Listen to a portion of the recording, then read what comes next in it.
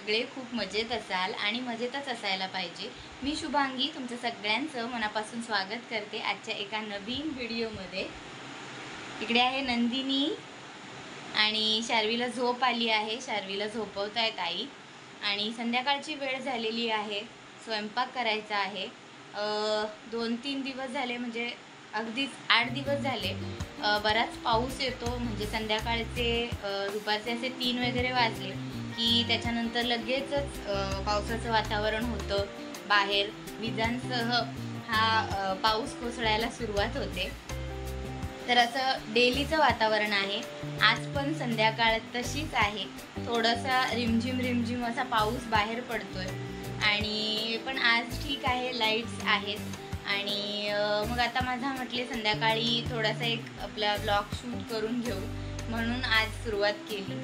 Daily तसं काही जमत नाही ब्लॉगिंग वगैरे करायला, डेली ब्लॉग्स टाकायला इतकं काही जमतच नाही, मग त्याच्यामुळे आज करायला घेतलाय। आता संध्याकाळची स्वयंपाकाची तयारी करते आहे आणि बघू मग जसं होईल तसं तुम्हाला दाखवते आणि मग बोलते तुमच्यासोबत। So stay tuned with us. आमच्या घरात टीव्ही चालू आहे, सावळ्याची जणू सावली, आणि इकडे पिल्लू पिल्लू पिल्लू खेळायचंय। ओ पिल्लू पिल्लू टकलू पिल्लू, आज टिका नाही लावला पिल्लूला। काय करतय पिल्लू? वा काय करतय? नंदिनी आहे इकडे। ओ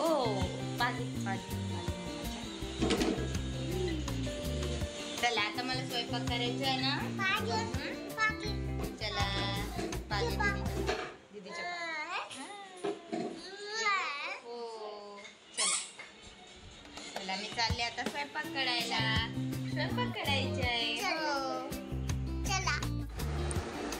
तर अशी काहीशी माझी सुरुवात झाली। किचनमध्ये जाऊन बघितलं तर आमचा जो वॉटर प्युरिफायर आहे, तर अगदी 8च दिवस झालेत वॉटर प्युरिफायर घेऊन।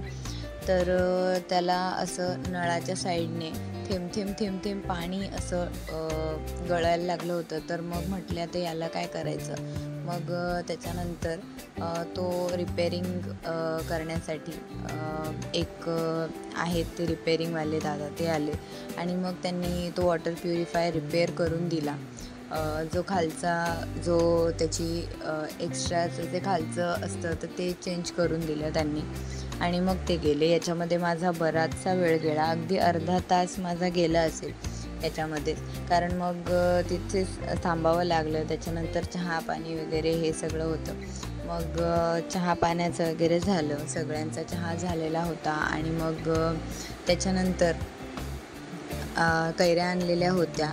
मग त्या ॲक्च्युली आदल्या दिवशी आमचे एक नातेवाईक आहेत, तर त्या ताईंनी आणून दिल्या होत्या, जवळच्याच आहेत, आमच्याच समोरच्या विंगमध्ये राहतात। मग संध्याकाळचा स्वयंपाकाची सुरुवात केली। आम्ही 1008 तांदूळ म्हणून आहेत तेच वापरतो, कारण घरामध्ये सगळ्यांना तेच तांदूळ आवडतात। किचन वगैरे माझा संध्याकाळीच क्लीन झालेला असतो, मग लगेच स्वयंपाकाची तशीच तयारी करून घेते, सुरुवात करते तशी स्वयंपाकाला। आणि मध्ये नंदिनीची अशी काहीशी मध्ये बिनकामाची धावपळ म्हणू शकतो। आणि नंतर तिला इथे ABCD काढायची होती, म्हटले हात आधी स्वच्छ करून घे, आणि मग तिचं ABCD आणि EF इतकं तिने काढलं, पण म्हटले मला उशीर होतोय, तू जाऊन अभ्यास दुसरीकडे कर। मग तिला थोडासा वेळ दिला आणि असा बराचसा वेळ इकडे तिकडे माझा जातोच। त्याच्यानंतर मग आमच्या सासऱ्यांच्या, म्हणजे आमच्या दादांच्या ज्या गोळ्या आहेत, त्यांच्या शुगरच्या वगैरे गोळ्या असतात, तर मग त्याचं फोटो वगैरे काढले। मिस्टर बाहेरून येणार होते, मग त्यांना ते पाठवले फोटोज। तवा घेतलेला आहे आईंनी, तर त्याच्यावर एकदा भाकर केली, तर बाजरीची भाकरी एकदा बनवली होती, तर ती त्याला चिपकून गेली होती, त्याच्यामुळे तो असा काळा पडला होता। मग त्याला काय युक्ती लावावी, तो कसा व्यवस्थित करावा हे काही समजत नव्हतं, म्हणून त्याला भिजत ठेवलं आणि श्रावणी आलेली आहे, तर मग ती बरीचशी मदत करते. म्हणजे असं छोटे छोटे कामं, की म्हणजे लसूणच सोलून देणं आणि मुलींना सांभाळणं किंवा मुलींना थोडंसं नादी लावणं, त्यांना खेळवणं. जास्त नंदिनीला नाही, पण शार्वीला ती खूप घेऊन बाहेर फिरवते. आणि मामाच्या घरी आलेली आहे, तर मामाच्या मुलींसोबत तिची खूप मस्ती चालू असते आणि मुलींनाही खूप छान वाटतं श्रावणी दीदीकडे. तर इकडे मी इन्स्टंट अशी पटकन, म्हणजे कारण उशीर झाला होता म्हणून पटकन डाळ बनवायला घेतली. मूग आणि तूर अशी दोन्ही मिक्स डाळ घेतली बनवायला आणि त्याच्यामध्येच डायरेक्ट म्हटले फोडणी द्यावी कुकरमध्येच, कारण शिजवून घेतला तर मग पुन्हा मग तितकाच वेळ लागतो असं मला वाटतं. मग लगेच कुकरमध्ये अद्रक लसूणची पेस्ट जराशी ॲड केली. त्याच्यानंतर फ्रेश कढीपत्ता टाकला आणि आपलं नेहमीचं आणि मोहरी, त्यासोबतच 2 ते 3 हिरव्या मिरच्या टाकल्या उभ्या कापून आणि त्यानंतर मग एक छोट्यासा आकाराचा, एक मध्यम आकाराचा टोमॅटो घेतला. त्याच्यानंतर हळद आणि मीठ टाकली आणि हे छान व्यवस्थित मिश्रण एकजीव करून घेतलं. जरा 2-3 मिनटं हे फ्राय करून घेतलं आणि त्यानंतर जी भिजवून ठेवलेली डाळ होती तर ती टाकली आणि व्यवस्थित एकदा 2 ते 3 मिनटं मिक्स करून घेतली आणि त्यानंतर त्यामध्ये थोडंसं पाणी ॲड केलं, की जेणेकरून कुकरच्या शिट्ट्या व्यवस्थित होतील आणि डाळ व्यवस्थित शिजेल. तर अशी माझी इन्स्टंट डाळ, जेव्हा माझ्याकडे वेळ कमी असतो ना, तर तेव्हा मी अशी इन्स्टंट बनवून घेते. म्हणजे अगदी 5 मिनटात ही फोडणी होऊन जाते आणि घरामध्ये पण सगळ्यांना आवडते. आणि मग वरतून फ्रेश अशी कोथिंबीर टाकली आणि मग 2 ते 3 शिट्ट्या दिल्या. ते झाल्यानंतर असा थोडाफार स्वयंपाक आवरून घेतला आणि 10-10 मिनटाचा ब्रेक असतोच. मध्ये एक दोन गोष्टी केल्या की लगेच शार्वीला घ्यायला यायला लागतं आणि ती वाट बघत असते माझी. आणि इथे माझं पिल्लू असं मला पटकन चिपकलं, तर इतकं छान वाटत होतं ना. ती मम्माची वाट बघत होती की मम्मा कधी येईल म्हणून. मग तिलाही तसा मध्ये थोडा वेळ द्यायला लागतो. अगदी 15-20 मिनटं माझे असे मध्ये तिच्यामध्येच जातात आणि तिच्या फिडिंगच्या वेळा आणि तिचं खाणं पिणं या सगळ्या गोष्टी सांभाळून आणि मग हे बाकी सगळ्याच गोष्टी मला मॅनेज कराव्या लागतात. आणि असाच संध्याकाळचा नेहमीचा माझा रुटीन असतो. म्हणजे डेली हे असंच चालतं. स्वयंपाक असो, म्हणजे नॉनव्हेज असो, व्हेज असो, आणि कुठलाही पदार्थ बनवायचा असला ना की मध्ये असा माझा गॅप होतोच. आणि मागे एक रील बघितली होती, खूप सुंदर रील होती इंस्टाग्रामवरती, की हिंदीमध्येच होती. त्या रीलमध्ये इतके सुंदर शब्द होते की खाना बनाना इतना सीधा काम नहीं है साहब, कोई मासूम चेहरा आपकी राह देख रहा होता है. ॲक्च्युली तसंच आहे. प्रत्येक जी आई आहे ना, एक लेकरू असो किंवा 2 लेकरं असो, म्हणजे अगदी लहान असो किंवा मोठे असो, प्रत्येक बाळाला असं वाटतं की आपली आई कधी सगळं तिचं काम निपटवून आपल्याला घेईल, आपल्यासोबत वेळ घालवेल. आणि तसंच असतं. एक खरंच खूप निरागस असा चेहरा आपली वाट बघत असतो आणि त्या निरागस चेहऱ्याकडे बघून आपला थकवा आणि आपला जो काही ताण असेल ना, तो खरंच खूप लवकर निघून जातो. आणि आपल्या लेकरांसाठी आपल्याला हा वेळ काढावाच लागतो. आणि त्याच्यामुळे बाकीच्या गोष्टी तर प्रत्येक आईचं असंच होत असेल की घाईघाईमध्ये सगळ्या गोष्टी आवरा आणि त्यानंतर आपल्या बाळांना घ्या, कारण आपली बाळं खूप आतुरतेने आपली वाट बघत असतात. आणि सोबतच या गोष्टीचा इतका मनामध्ये खंत वाटते ना की आपण लहान बाळाला घेतो, लहान बाळामध्ये आपला खूप जास्त वेळ जातो, पण आपलं जे मोठं बाळ आहे ते तितकंच आतुरतेने आपली वाट बघत असतं की मम्मा आपल्या छोट्या बाळाला घेते आहे. आणि मोठ्या बाळाच्या मनामध्ये काय माहिती नाही की त्यांच्या मनामध्ये कुठली भावना येत असेल.